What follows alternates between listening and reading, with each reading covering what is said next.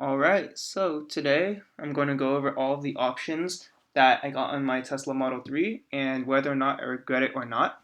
And I'm going to be starting from the referral link that I have. This is the referral link, and I'll go ahead and post it in the description below as well. So let's start from the very beginning, where I start from custom ordering. For some reason, my internet got really slow right when I started doing this. Um, Hopefully it speeds up. You can see how behind this it still says it's like 9 miles range. There we go. Now it's speeding up. Okay, so design now. And I'm going to switch this to purchase price because I don't like how Tesla tells you it's like $30,000 when in reality it costs more. It's just because they include gas savings and everything.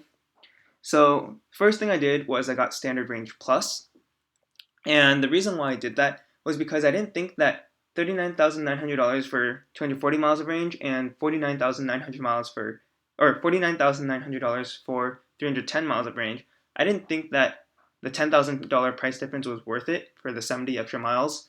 I know that you get premium interior for long range, but I just didn't think that it was that good. And there is a part of me that regrets this only because I want to go on a road trip going to different national parks. And for example, going from the Bay Area to Grand Canyon, you have to go on an extra loop if you have standard range, just because the superchargers are a little bit further away. If you didn't go on that extra 100-mile loop, it would be, I think, 200 miles between the two superchargers.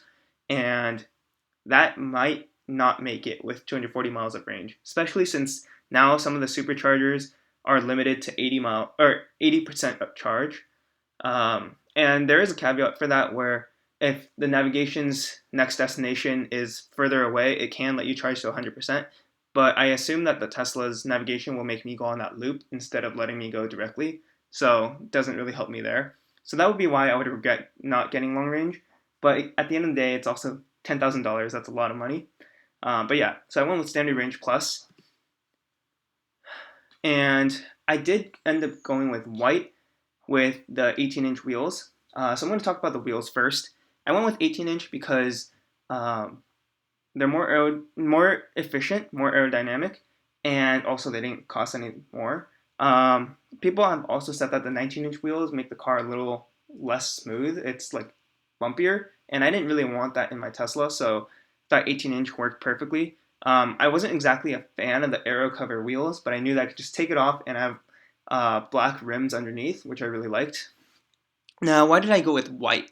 Well, I thought white was one of the better colors. I was originally thinking white, gray, or black, and black was out of the question because at night it's really hard to see a black car. I do have other black cars, but the Tesla Model 3 specifically was so hard to see at night that when I was driving in my own car and I saw a black Model 3 drive by, after a couple seconds I couldn't really see it anymore.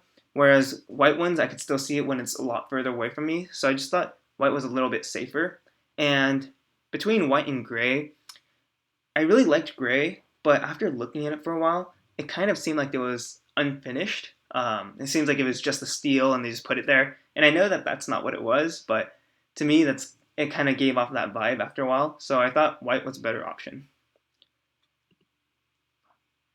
Now for the interior, because I plan on keeping this car for 10 years, 15 years, however long it lasts, I wanted an interior that would not get too dirty, which is part of the reason why I didn't get white. And I know that I could just go and clean the vegan leather, but it was just a lot more work. And the exterior was already white. I thought black interior looked great, so I stuck with black. Now for autopilot, when I ordered the car, autopilot was already included. They did raise the price by $2,000 to include it, and I'm fine with that because it was $3,000 as an option before, so that's fine. And before I ordered the car, full self driving was still at $5,000. And initially, I had selected this option, but before taking delivery, I took it off. The reason being, I didn't know if I really trusted the system yet, and I just didn't think that it was that good.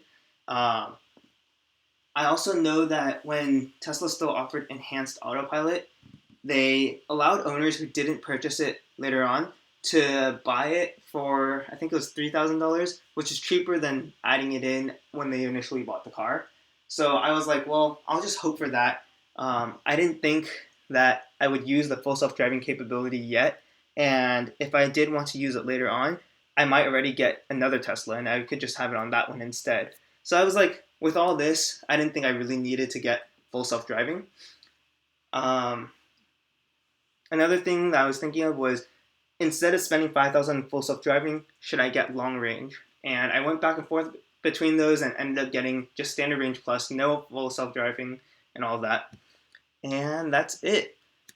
Clicked on next, got 1,000 free supercharging miles because I used a referral code, and I'm sure that you guys can do the same. I hope that you guys will use my referral code below, and comment down below if you have any other questions. One thing I will note is the estimated delivery right now says 2 to 4 weeks. When I ordered mine, it said that delivery was 2 weeks, and in 10 days, they finally updated the link, my purchase page, and told me that my car is ready for delivery in 2 days. So I was able to get my car in 12 days. So hopefully this 2 to 4 weeks is pretty accurate. And I hope that when you do order your car, that you really enjoy it. And yeah, thanks for watching.